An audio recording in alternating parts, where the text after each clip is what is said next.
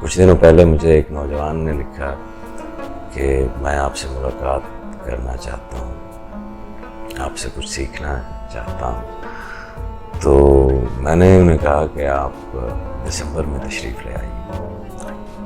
تو ان کا جواب تھا کہ دسمبر تو حضرت بہت دور ہے۔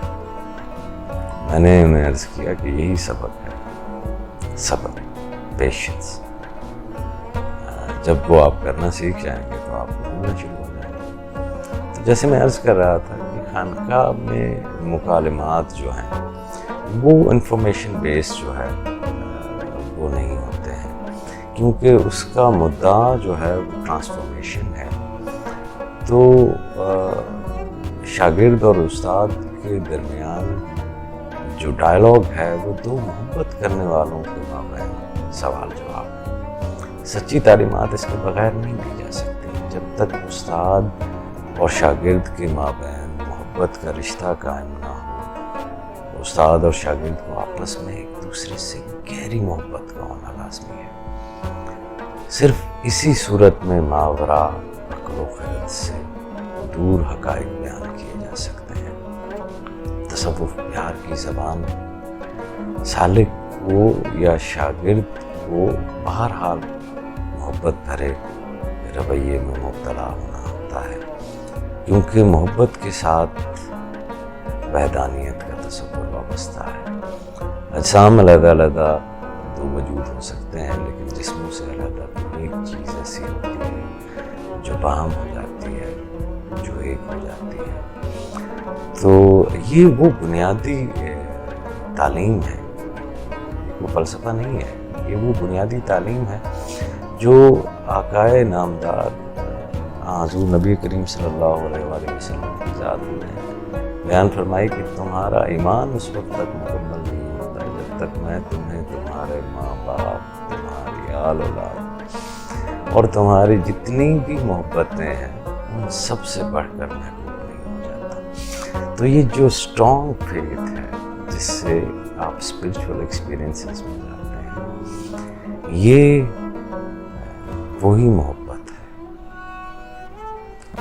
تو روحانی تجربات کے لیے آپ کے اندر پہلے تو تبدیلی کی خواہش ہونی چاہیے، پھر دوسرا یہ سست لوگوں کا کام نہیں ہے، یہ انٹلیکچول انویسٹیگیشن نہیں ہے، یہ مکمل کا مکمل عملی کام ہے۔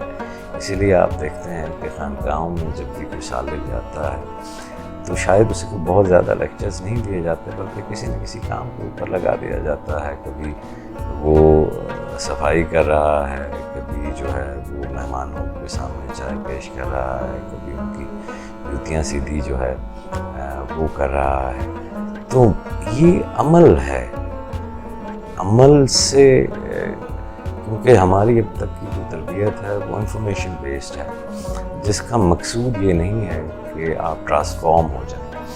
آپ کو اخلاقیات کی تعلیم دی جاتی ہے صرف انفارمیشن کی حد تک، اور کسی بھی اسکول کا یہ مقصد یا مدعا نہیں ہوتا کہ آخر میں جو ہے وہ کوئی ایک سچا انسان جو ہے وہ باہر آئے گا۔ لیکن خانقاہ جو ہے وہ آپ کو ایک سچے انسان کے طور پر دیکھنا چاہتی ہے، ایک محبت کرنے والے انسان کے طور پر دیکھنا چاہتی ہے، ایک ایسا انسان جس کے ہر عمل سے خیر، حسن اور سچ یہ ریفلیکٹ ہو رہے ہیں۔ تو روحانی تجربات یوں مختلف ہوتے ہیں، اس کے لیے آپ کو تیار ہونا پڑتا ہے، اور بہت سارے لوگ کیونکہ تیار نہیں ہونا چاہتے اور اپنے کمفرٹ زون میں رہنا چاہتے ہیں، لہٰذا وہ صوفیاء کے اقوال پڑھ لیتے ہیں، صوفی مذہب پڑھ لیتے ہیں،